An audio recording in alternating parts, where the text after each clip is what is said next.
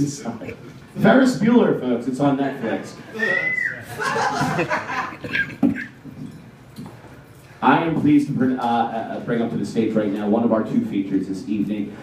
He is a very funny gentleman, hosts his own podcast. Is that on Laughcast? He's over there. Yeah. It's on Laughcast.com. It is the Eric Todd cast. Please welcome your co-feature for the evening, Eric Todd, everybody.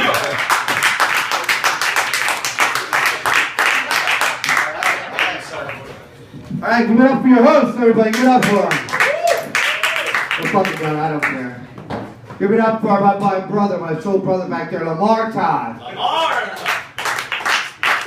Me and him got a lot in common, you know, the same last name. I say the N-word a lot more than he does, though. Fucking A, man. It's only Monday and I'm having a shitty week at work. I hate my fucking boss. Who hates their boss here? Anybody? There's only one person I hate worse than my boss, and that's my goddamn parole officer. Who hates a parole officer? I hate this fucker. You know, I mean, I shouldn't hate him, though, you know, he pretty much one who got me into this comedy shit, you know. I mean, not you know, directly, and say, hey, Eric Todd, you should go out and do comedy. He basically said, Eric, you got to get another hobby other than the one you got. You know, goddamn Special Victims Unit. Evidently, Girl Scouts Go Wild is not a videotape you're allowed to sell over the internet. Let alone film in your basement. But I don't know. They really weren't that wild. In my defense, they were a little tipsy from the wild turkey, so I don't want to hear it. But what am I going to do? They come to the door around 10 in the morning, you know, so I'm like, I don't know, drunk. And you look at the box, you know, nowadays with political correctness and all, they got all the different kinds of Girl Scouts on the back of the box. You got the black Girl Scout, the white Girl Scout. Yeah, it kind of looks like a menu at one of them Las Vegas whorehouses, you know what I mean? So I'm there a little half of the bag, 10 in the morning. I'll take the Asian girl in the Hello Kitty t-shirt. Sir, we're selling cookies. Oh yeah, I'm sorry. I'll take 2 boxes of Thin Mints and here's $10. Why don't you and your friend kiss? Oh my fucking God! I got married recently. Anybody married here? You're like, fucking, don't clap. It's fucking all. She's destroying my fucking life, man. I mean, fucking. It's an interracial marriage. She's Puerto Rican, and I'm, of course, obviously regular person. Seriously, if you're single, don't get married. I mean, unless you've ever been at Home Depot and done this. Oh, this is the greatest place ever. I would love to be here about 3 or 5 times a week. Don't get fucking married. Stay fucking single, right? Right, guys? You get horny, get a prostitute, right? It's a lot less money, a lot less headaches, right? I see the young lady looking at me, she's thinking, how can it be less money? You gotta pay for a prostitute. Well, this guy, I'll tell you right here, there's plenty of blowjobs out there keeping their Red Lobster in a movie, am I right, sir? You know the type. She needs crack, you need a hand job, but it's off the Long John Silver's by yourself. Oh, fuck. Yeah, Irish Times. They got that weird cage back there. I don't know what goes on back there.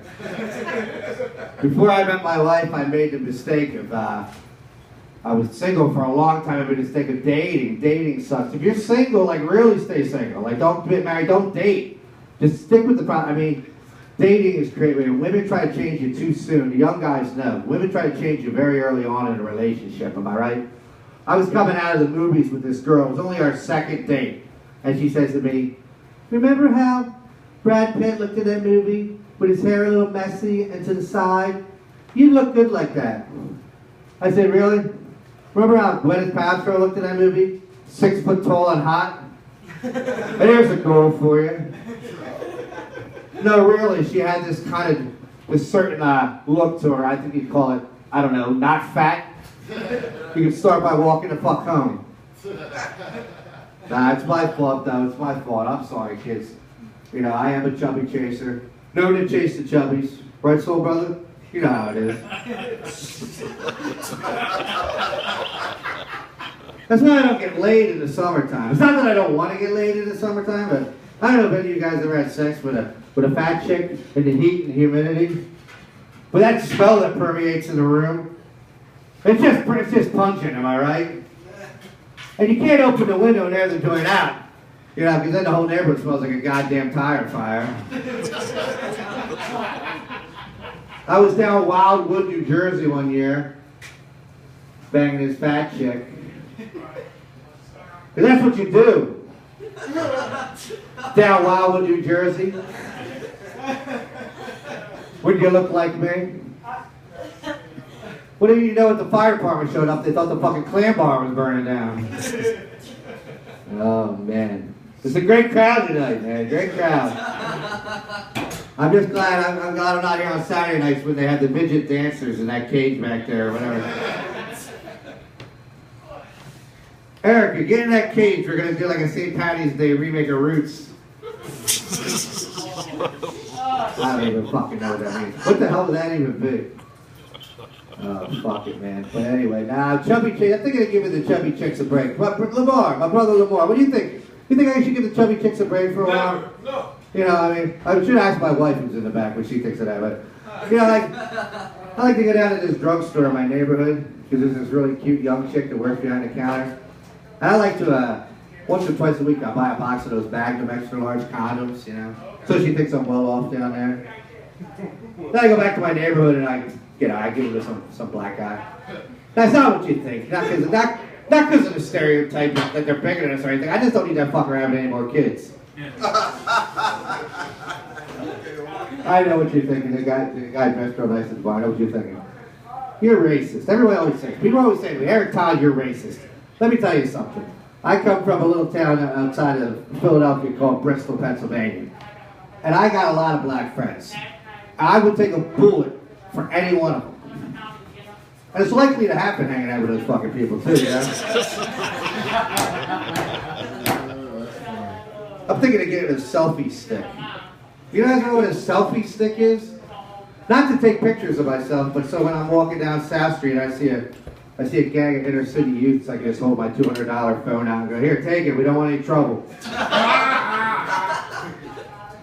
Seriously, who thought of that? Come over here, Harvey. I'm just going to dangle this over these young teenagers' heads and, I don't know. Just something I was thinking about. No big whoop. Any sports fans here? Anybody? Sports fans? Right? I'm not a huge sports fan, but I really like the Race for the Cure. They got this thing called the Race for the Cure in the city. You guys know what this is, the Race for the Cure?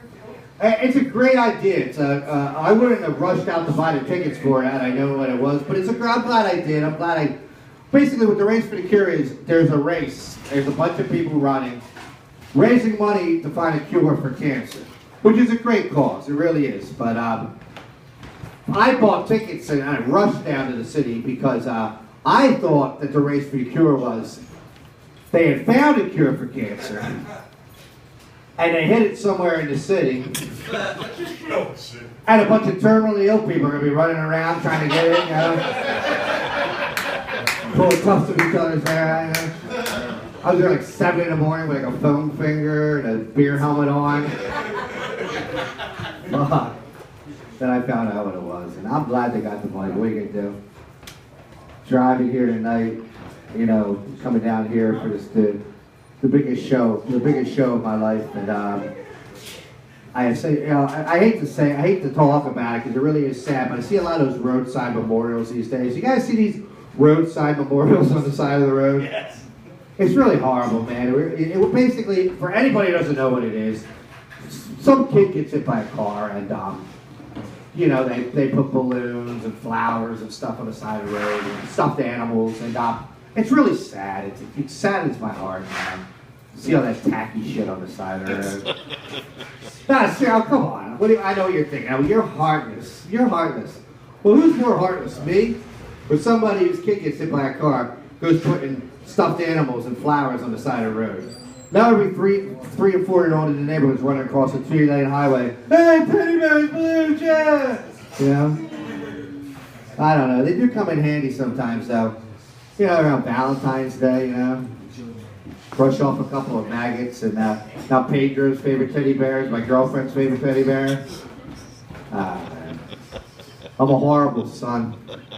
I got to roadside memorial too late on Mother's Day. All that was left was a picture of the little black kid that got hit.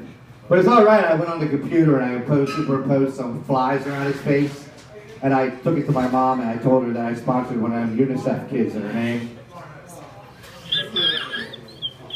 It's horrible. You're allowed to laugh. UNICEF kids. Seriously, it's okay. No one's going to know that you laughed at the UNICEF kid. You know, seriously though, I almost took that out of my act because this girl was hit by a car, by a truck in my neighborhood and killed, and it's really was sad. And this is really just shows you the mind of a comedian, how fucked up we are. The picture of the truck on the news, it was like one of those really big redneck trucks with the big tires and everything. And all I kept thinking was she was a small girl. Like she could have very well went right over her. Like that's how tall this truck was. And my sick comedian mind is thinking that of her like surviving and sitting up just in time to get whacked by a pair of those truck testicles. And I know, it's not funny. It's horrible. Yeah, what the fuck is right? I know. I need Jesus, right, Lamar? Please, I see plenty of black people in the audience. Somebody say, you need Jesus.